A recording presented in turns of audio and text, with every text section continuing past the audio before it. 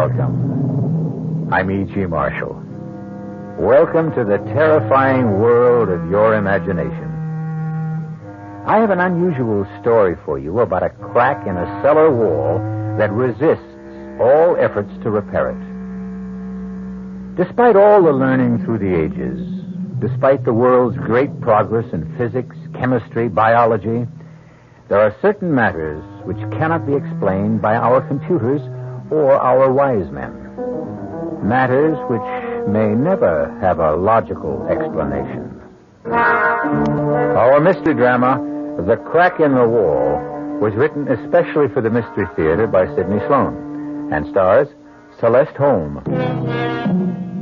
It was a cold, rainy, windy day when Paul and Nora Santfort laid their child to rest in Green Tree Cemetery.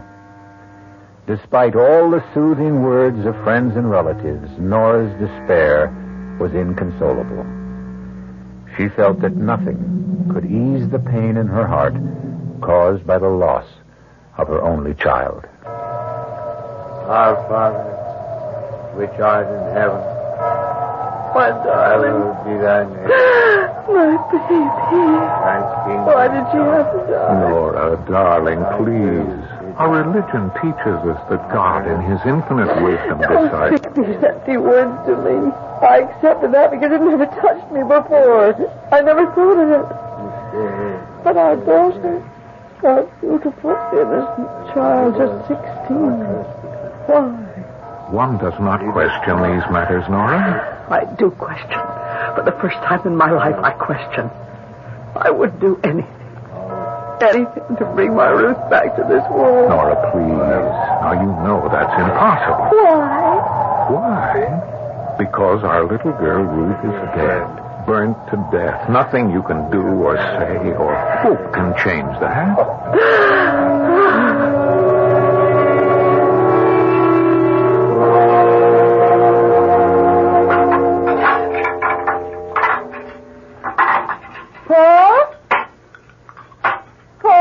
Yes, Nora. Are you busy with something? No. I'm just reading the newspaper. First chance I've had to take a look at it today. The minister was here today, Dr. Fowler. Oh? Said he wanted to see our new house. New? This house is over 100 years old. Well, new for us, he meant. It was just an excuse to come here, actually. He wanted to know why I hadn't been to church in the last several months. What did you tell him? Oh, I don't know. It was awkward. I said I'd be back next Sunday. Made some excuse about not having felt well lately. Well, I'm glad. About my going back to church? Yes. But more important than that, it means that you're getting over this depression, getting out into the world again, beginning to forget. No. No, you're wrong, Paul. I'll never get over wanting my little girl back with me. I'll never forget. Please believe me, Nora. I loved Ruth, too. But I accept the fact that she's gone from us forever. I'll never accept that. Oh, by the way, now I remember what I wanted to remind you about. What? It's about that crack in the cellar wall, right in front of the washer and dryer. There's a terrible draft that comes from it. Well, there's no crack there, Nora. No crack? I thought I'd get rheumatism from the cold draft when I did the washing today. It hit you right in the back. I had that repaired. I paid for it. It's on the general bill for the repairs we had to make on the old house before we could move in. Well, then they cheated you. Charged you and never did the job. You sure? Seems to me that I remember. Never been done. Those contractors will try. You know, it's Mr. Carroll, isn't it? His number's on the telephone stand. Why don't you call him? Oh, it's 7:30, Nora. Well, come to think of it, the only time I could possibly reach him would be at night. He'd be busy all day out on the job. Hello, Miss Carroll? Paul Sanford. I'm sorry to bother you, but one of the items on your bill to me for repairs on my house, item 28, repair crack in cellar wall, north side interior, $45.60. You never closed up that crack. You what? Hold on a minute. Nora, he says he supervised that item himself, mixed the cement for it. Well, just tell him that he's got it wrong. Mr. Carroll, My wife says the crack is still there. It hasn't been repaired.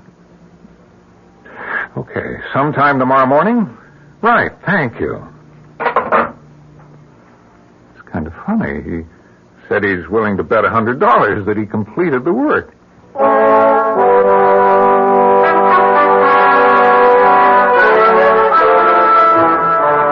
Mrs. Sanford, I'm finished with the job, and I want your okay. I'll put on the pot and give you a cup of coffee. Thanks, I'd appreciate that. Come right down. I'm in a bit of a hurry. Won't be a minute. I'm coming, Mr. Carroll. Mrs. Sanford, the strangest thing. What did you say, Mr. Carroll? Look at that wall. Oh, dear. Another crack? No, it's not another crack. What? It's the same crack. I just filled it with cement. You couldn't have. It looks old and dry. Look at my hands. They're still covered with cement. Here are my tools, my trowel, my hammer and chisel. I could swear it was closed up not 5 minutes ago.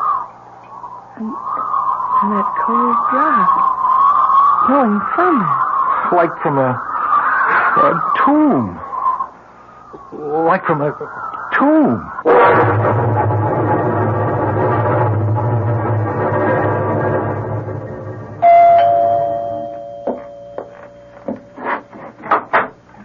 Oh, Mr. Sanford. Come in. Thank you, Dr. Fowler. We'll come into the study. We won't be disturbed there. Right this way. You sit down, won't you? Thank you. Please forgive me for interrupting you at this hour. I don't quite know how to begin. As you know, we've been through a horrible experience. Yes. Losing your daughter in that fire. It's our only child. Just 16. Mr. Sanford, you must get hold of yourself. Yes. You see, I've been holding my emotions back for months. I had to be strong for Nora's sake. She's taken this very hard, yes, I know. Yes, she hasn't gotten over it. It shook her to the very foundation of her belief. I gather that it's been only recently that you both came back into the church. She's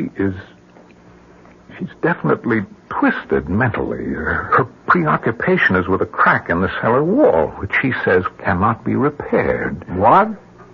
Well, there's a long, jagged crack in the cellar wall. It's been there since we bought the house earlier this year, after our other house burned down. Have you tried to have this crack filled with cement? Oh, yes, we tried. The way you say that is very strange. Well, I paid Carroll, the builder, for repairs on the house. He was certain that he'd repaired the wall.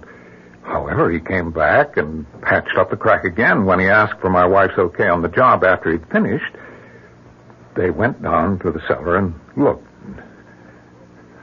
The crack was open again. I don't understand. Neither do I. Carroll said that he'd not left the cellar, that he'd called my wife to look at it. What's your explanation? I have none, Dr. Fowler, none.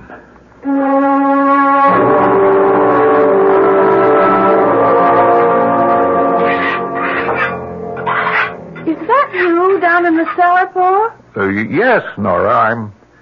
I'm filling up the crack in the wall with cement. Do you think that's wise, Paul? Wise? Well, I thought you wanted the wall repaired. Carol won't come here anymore, so... Well, that's what I mean. Paul, there's some very good reason why that wall resists repair. Well, that's a strange way of putting it. Wall resist repair. So you thought the wall had... I don't quite know how to put this.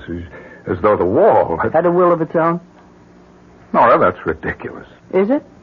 Mr. Carroll tried twice to fill that crack. He gave up. I know.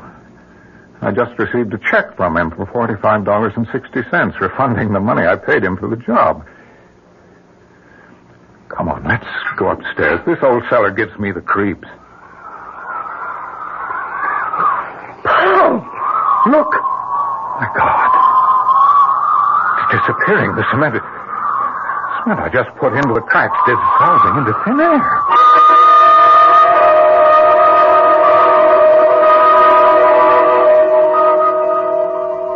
Mr. Edmund. I'm calling about this house you sold us. No, it's a good, solid old house. It's just that my wife isn't happy here. We're all alone, as you know. It just isn't right for us. Yes, I know. I'll have to take a loss if I change now, but I'm prepared for that. Okay, I'll see you tomorrow, around 5, okay? Good. Goodbye, Mr. Edmonds. Paul, who was that on the phone? Oh, Nora, I called Mr. Edmonds. The real estate man? That's right. You're thinking of selling? Well, I thought you'd want to get out of here, too, Nora. Whatever gave you that idea?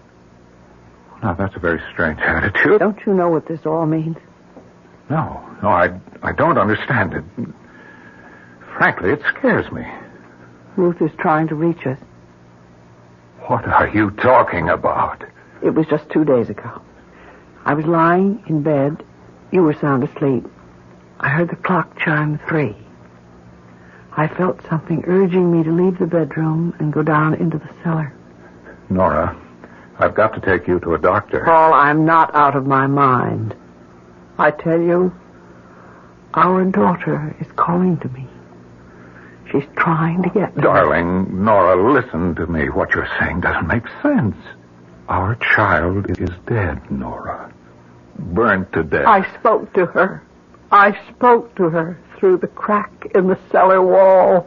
You what? I spoke to our Ruth, and she spoke to me.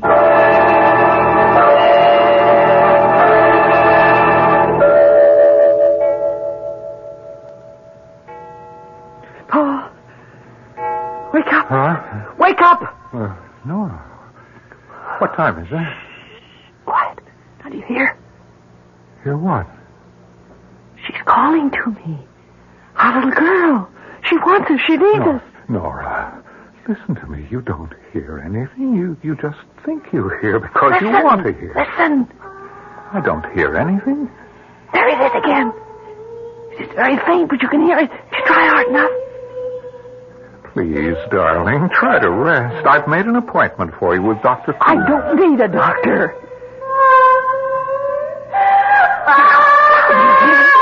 Who's calling me? Yes. Sounds like it's coming from... The cellar. I must go to her. No, don't. You mustn't. My little girl is calling. I must go to her.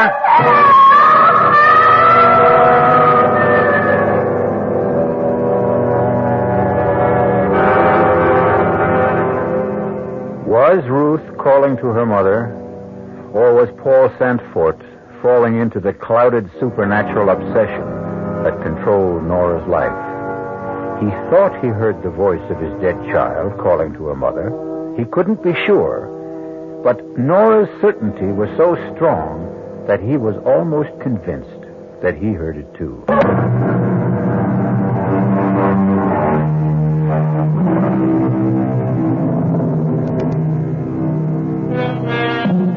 Everything that Paul and Ruth Sandfort believed in is being drained away.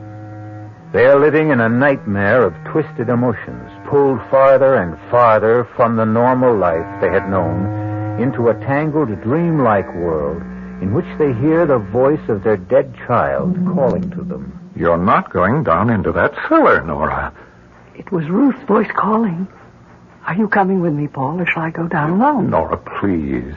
Now, we're dreaming this. It isn't happening. I heard her voice. You said you heard it. She was calling to me for help. Are you coming with me, or shall I go alone? I'll come with you, dear. Just to prove to you that there's nothing there. Nothing. How could there be? I know there is something there. Come. Now, wait. Don't try to go down those steep cellar stairs in the dark. Turn on the light. It's out. It's not working. Here, let me try. Oh, I'm not going down there in the dark. There's some candles in the cupboard just outside the door. Get them. Well, candles won't do any good. Get them. I just remembered. I've got a flashlight in the kitchen table drawer. Hurry! Here we are. Now stay right behind me. I'll go first. Flash the light around. No, there's nothing. Nothing but that crack in the wall. Let's go back upstairs, Nora. Good evening. What? Who are you? Oh, I'm sorry if I frightened you. What? Who are you? What are you doing in our house? I am inspecting the wall that needs repair. And who are you? Why, I'm the helper. What are you talking about, helper? Whom are you helping? You? I don't like this, Paul. Please make him go away. If you want me to, I'll go. But I thought you needed me. Now, I want you out of here. Or... I see you have a hammer in your hand. You're afraid of me. Well, believe me, I came to help you. Who sent you? My, employer. Who? Your friend. Your friend who knows of your sorrows. He sent me to seal up the crack in the wall. Well, I've tried. Several people have tried to do that. It won't stay closed. I can close it for you if you want me to. I repeat, if you want me to. You may not want it. Why? You will not hear the voice of your daughter ever again. No. Don't seal it. Please. Nora. Now, maybe it would be better. No. No, this is insanity. Nora, our daughter is dead. Dead and buried. And you think that is the end? Of course. It's the end of mortal life. And do you share your husband's beliefs, Nora? No. Ruth was calling to me. I want her back. I want to hold her in my arms. Am I dreaming? This can't be happening. What are we doing standing here talking to this... Paul, please, don't. There's no one here. He was here? Where is he? He couldn't get past us up the stairs. Nora, where did he go? Who? Oh. Nora, darling. What's happened to you? Speak to me, dear. Speak. Paul. What are we doing here in the cellar? How did we get here?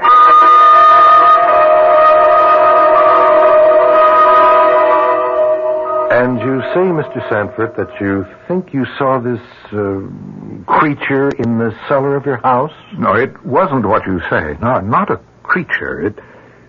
It was a man. Small, dwarf-like. He said he'd come to repair the wall. At 3 o'clock in the morning? You saw this man too, Mrs. Sanford? No. I don't know what Paul's talking about. I didn't see anything. I was fast asleep. Paul woke me and told the story. I see. Your daughter's death was a terrible shock to you both. It's preying on your thoughts. Your grief pushed the normal day-to-day living from your minds. You began to I heard imagine... her voice, Doctor. I heard Ruth's voice calling to me. Of course you did. But try to think rationally, Mrs. Sanford. You know it's impossible for you to have actually heard the voice of your dead daughter. Seriously, you can't believe you did, can you? Seriously, can you believe that? I don't know.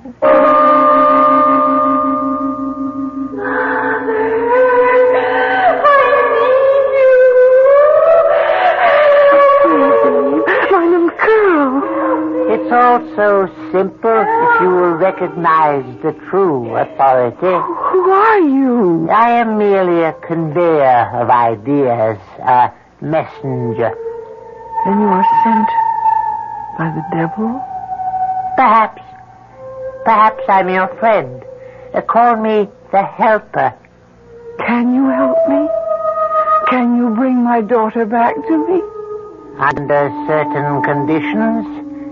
But you might find the cost too high. What? Tell me. Nothing is too costly, too terrible. I'll agree to anything. Even if it meant that you would lose everything? Everything you've been taught about life and death since you were a child? Oh, Yes, I agree. Anything just to help me save my child. Help me. Help me. Nora, wake up, Nora. You're having a bad dream, darling. Anything. Darling, Nora. Paul. You were crying out in your sleep.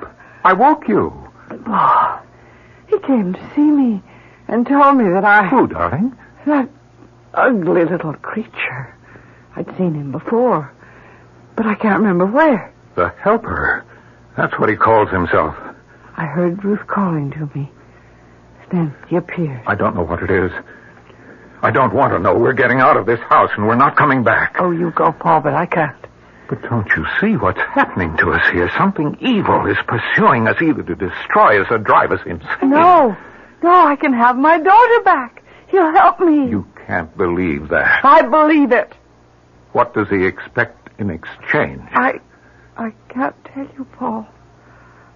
I just can't tell you.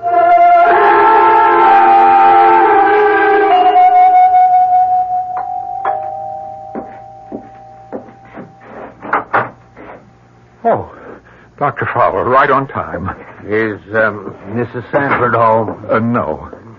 No, I called her sister and got her to make a date with Nora so she wouldn't be here.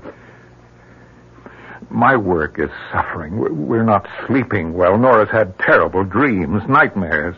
You told your physician, Dr. Coombs? If anyone can help us, it's God. Dr. Fowler, we have seen the evil one. What? We have seen him. We have spoken with him. It's either the devil or one of his emissaries. He calls himself the Helper. My good man, in this enlightened age, when we speak of Satan, it is usually, what I mean to say is we think of the devil as the embodiment of all evil, but not as an actual being. I see. Well, Dr. Fowler, if you can't help us, we may have to go to someone who can. There are groups where they believe in the devil. Mr. Sanford, Paul, please understand. I cannot believe in the devil as being other than an abstract name for evil. If I can show him to you, will you believe me then? I saw him. I have seen the devil and the devil's work, and I'm frightened to death.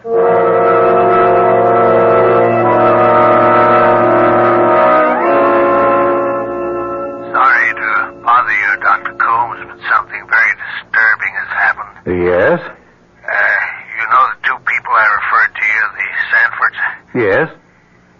In your opinion, Dr. Coombs, would you say that they were insane? Well, I don't know, Dr. Fowler. The word insane is a legal one, not a medical one. Well, deranged and mentally ill.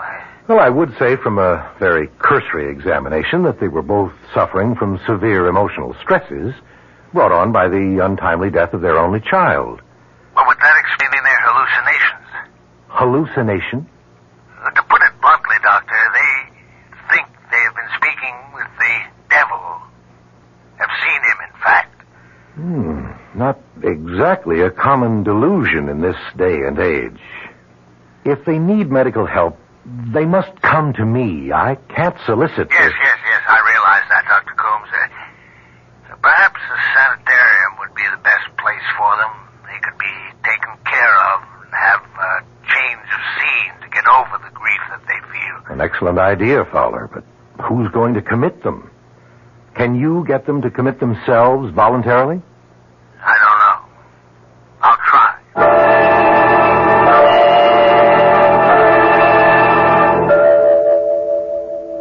Have you come to any decision? I've been thinking about it.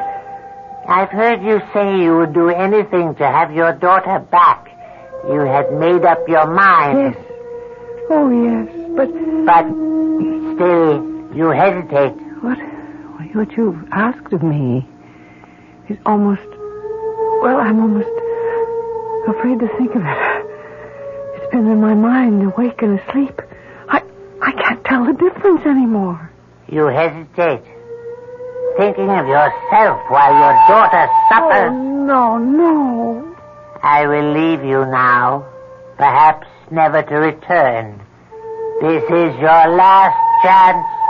No. Nora. Oh, no. Nora, darling, listen to me. You're having bad dreams. I'll do anything. Wake up, Help me. please. Nora, it's me, Paul.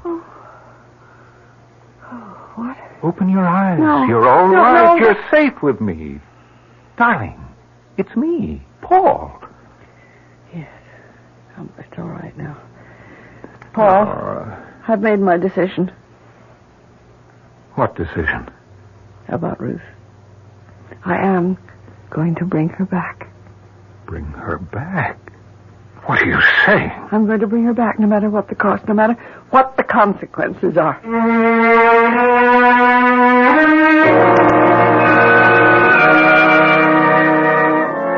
Nora and Paul have come far along a tortuous, a frightening path. Now Nora is determined to see the matter to the end, despite the consequences.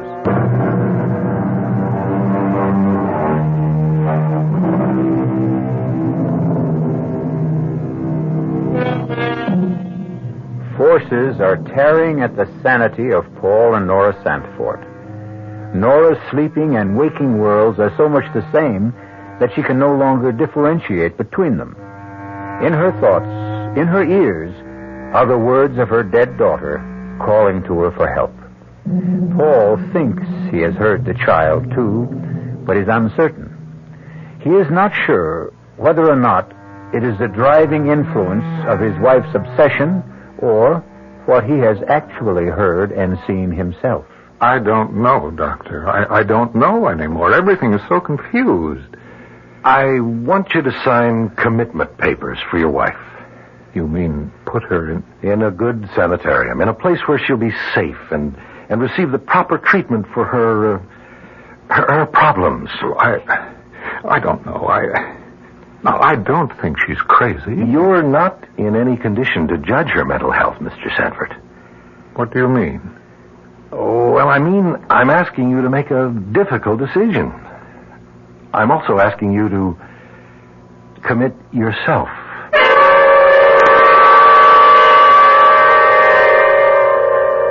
No, I won't think of it. Send him away. Send the doctor away. Paul, how can you do this to me? You know I'm not insane. You heard her. That night, we both went down into the cellar, and that little man, you remember? The helper? You saw him, too. You know I'm not crazy. I won't go. I won't. You can't make me. She's gone into the bedroom, Dr. Coombs. Is there a lock on the door? No. Well, suppose I go in. Perhaps a sedative to quiet her. No, please, Doctor. Let me speak to her first. She'll listen to me. Yeah, very well. I'll wait out in the car if you want me. Yes, please go. I think she'll listen to me if you're not here. Nora? Nora? May I come in? Is that doctor still here? No, he's outside in his car. Paul, how could you do this to me? Deceive me, try to put me away. I explained everything to you. I will never consent. I'm going with you, dear. I'm going in, too. What? Why? Paul, why do you want to do such a thing? Because I'm frightened. I've never been afraid in my life before, but this is all beyond me, beyond any rational explanation. And you think you'll be away from your fear in that place? Oh, Paul, I'm not out of my mind, and neither are you. How much longer can we stand this? Listen to me. What? I can tell you. Only you. What? I've made a pact with the helper. Oh, Nora.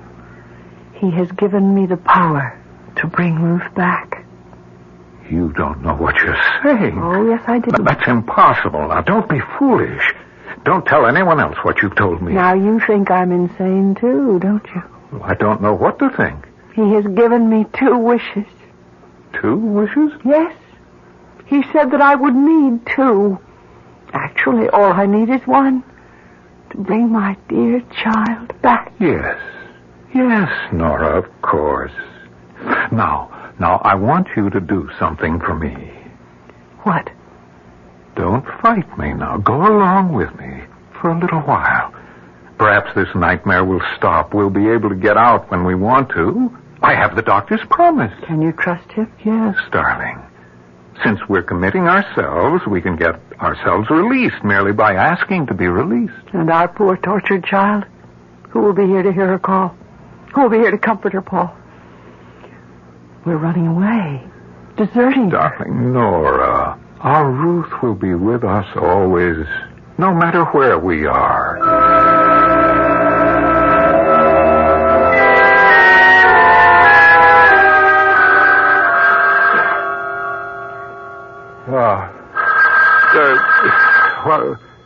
The phone. Oh. Hello? Hello, Mr. Sanford? Yes, Dr. Coombs? I'm calling from the sanitarium. Is there anything wrong? Yes, your wife has disappeared. You mean walked out? Nobody saw her leave. As a matter of fact, it's a bit of a mystery. Her room was locked. Perhaps one of the attendants or nurses unlocked the door for her. No, we've questioned the entire staff. At 1 o'clock, the nurse assigned to that section entered her room to administer a mild sedative. Your wife had complained she was worried because you weren't there. Well, I was just cleaning up a few urgent matters here. I was coming to commit myself tomorrow morning. I told her that, but it didn't seem to have any effect. When was Nora last seen? Not more than 10 minutes before 1 a.m. Another nurse on the floor answered her ring. She told the nurse about her anxiety and her inability to sleep. She hasn't returned home, has she? No. What do you want me to do, Doctor? Stay where you are. She may come home. It's very likely that she will come there.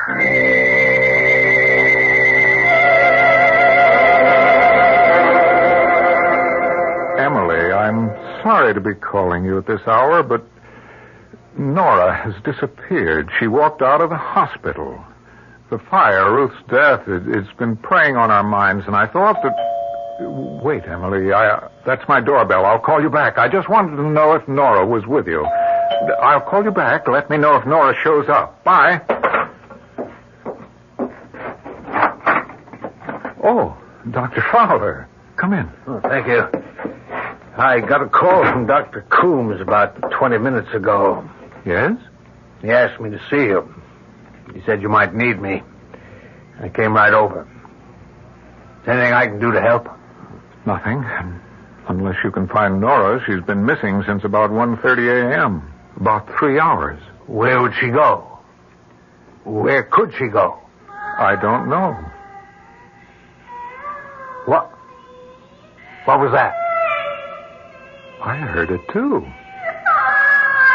Do you have a cat, Paul? No. Sounded like a cat. It was Ruth.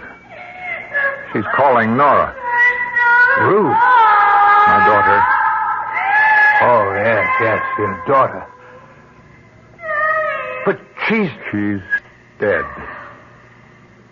You hear your dead child's voice calling? You heard it, too.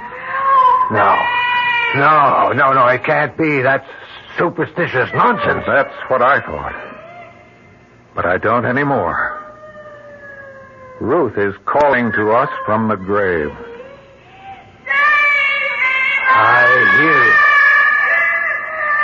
I hear it. Paul, pray with me. Pray to God to make her go back. No. Nora will be here. She will come here and answer to her child's cries. Her mother's love is so strong that Ruth's outstretched hand will reach across the void of death and touch the hand of her mother.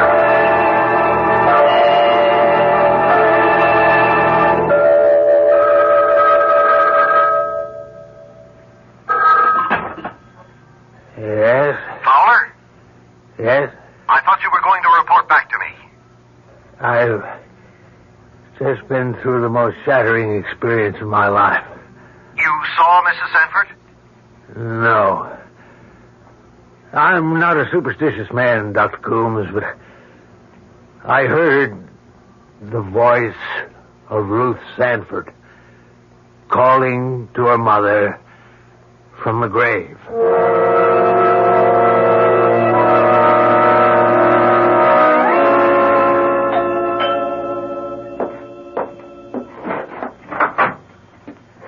Oh, Dr. Coombs. I thought it was Nora. She hasn't returned yet, huh? I was talking with your minister, Dr. Fowler. He seemed quite upset. Any word from the police? Nothing. They've gotten several false telephone tips from cranks. Only one man identified himself by name, a Mr. Helper. Helper? You know him? Yes, I know him. The police asked him for his address. He gave them one, but it proved to be a phony. Do you know where to find him? You won't believe this, Doctor.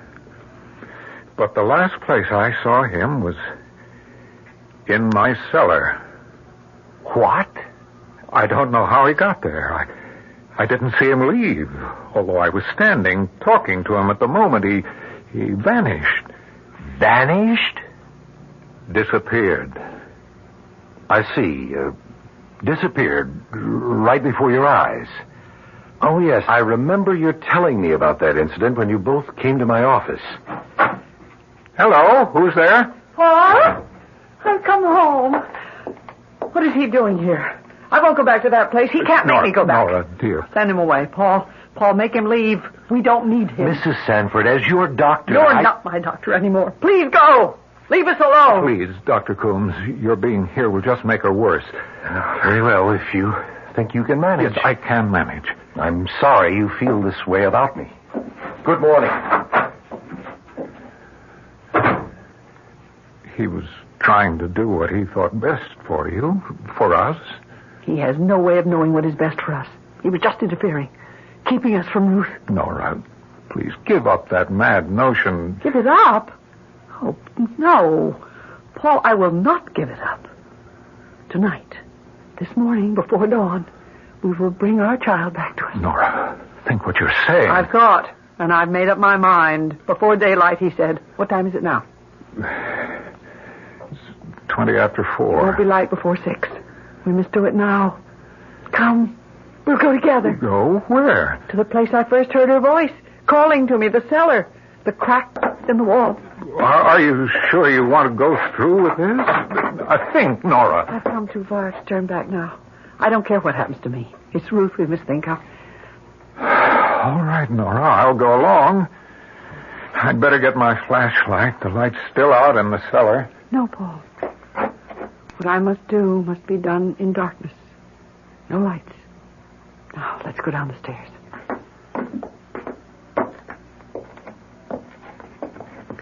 Now, Paul, don't say anything. I must ask for her life from the Master. Oh, Master, listen to my plea. I have paid dearly for this doing. Heed my request and grant it to me in payment. I fear your presence, Master, but I implore you, grant my wish. I wish my daughter were alive and with me now. My daughter, please give me back my daughter. Ruth, where are you? Come to me.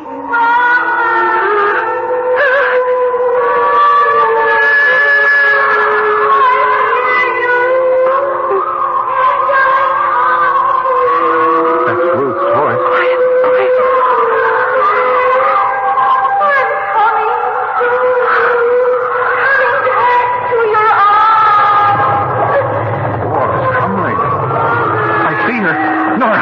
I see. Oh,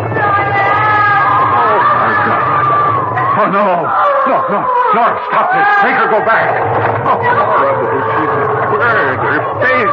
Nora, please. Can't you stop? Nora, send her back. Send her back. She's mutilated. Disfigured. Nora, you can't bring her back into the world. You must send her back to her grave.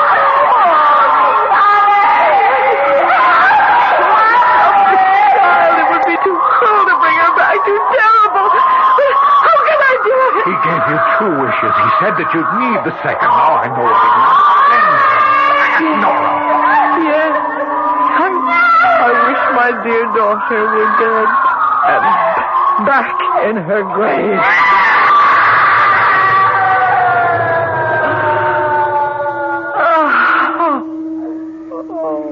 Nora. It's over. It's all over. Our child is gone. Forever. Oh, Paul. May our dear child rest in eternal peace.